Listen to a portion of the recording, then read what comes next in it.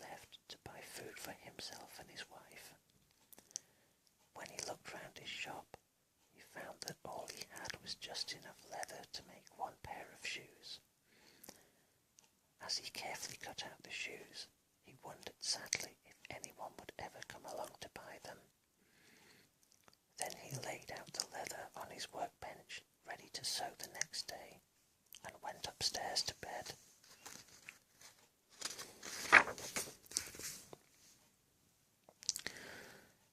In the morning, when he went to his workbench, the shoemaker couldn't believe his eyes. Instead of the leather he had cut out the night before, he saw a pair of fine shoes already made. The shoemaker looked carefully at the shoes. The stitches were small and even, and the shoes had been polished until they shone. He was very puzzled and showed them to his wife. Who could have made the shoes so perfectly?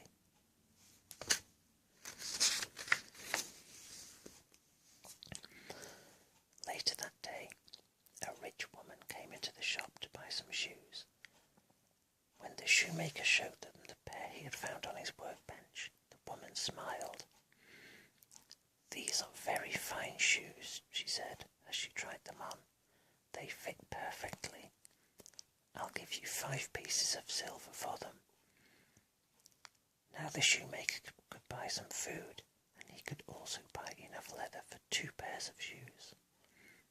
As before, he cut out the leather and went to bed.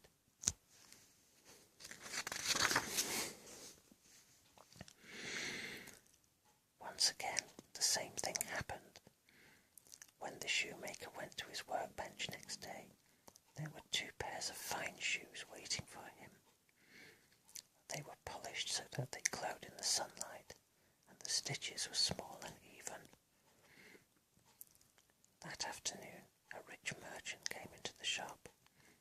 He liked the shoes so much that he bought both pairs, and he paid the shoemaker well for them.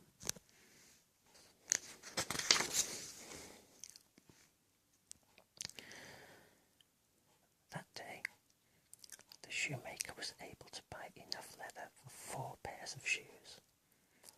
Just as before, he cut out the leather and left it on his workbench overnight. And in the morning, he found 4 fine pairs of shoes there instead. The same thing happened night after night, and day after day, rich people came to buy the shoes. Soon the shoemaker and his wife were rich too.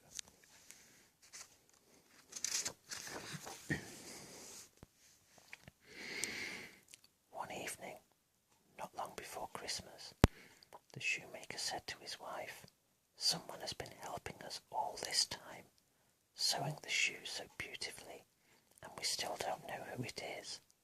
How can we find out?"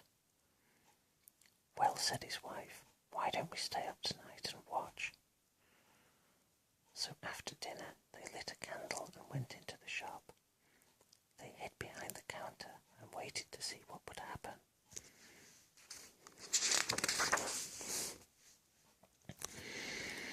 At last the door opened and in ran 2 tiny elves dressed in rags.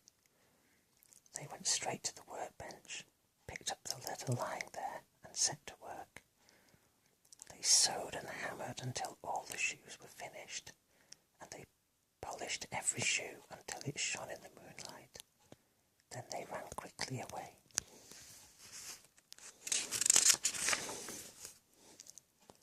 The next morning, the shoemaker said to his wife, "Those elves have been working so hard for us. How can we ever repay them?" "I know," said his wife. "Why don't we make them something warm to wear?" Their own clothes were thin and torn, and their little feet were bare. "I could start by knitting them little caps, and you could make them some shoes."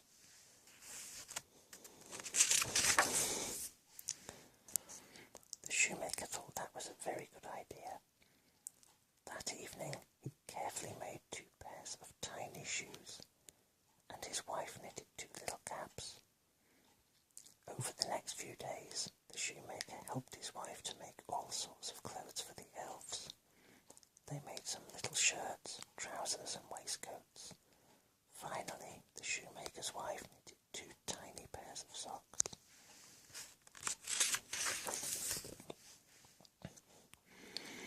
By Christmas Eve, everything stood ready in a little pile.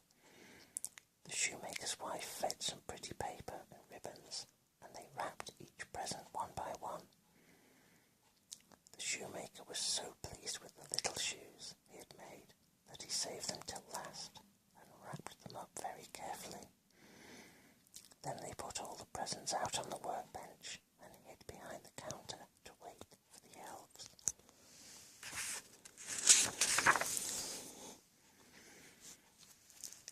In the middle of the night, the elves dashed in, ready to start work, but when they went to the workbench, all they found was the little pile of presents. The elves looked at each other in surprise.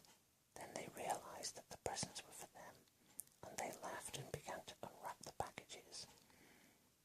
When they saw the clothes, they leapt with joy. They took off all their ragged things and put on their brand new outfits.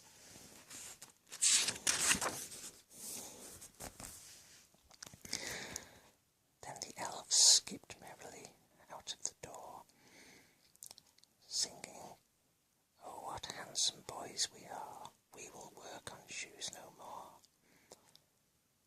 That was the last the shoemaker and his wife saw of the 2 little men, but they never forgot the elves, and they were rich and happy for the rest of their lives. That's tonight's bedtime story.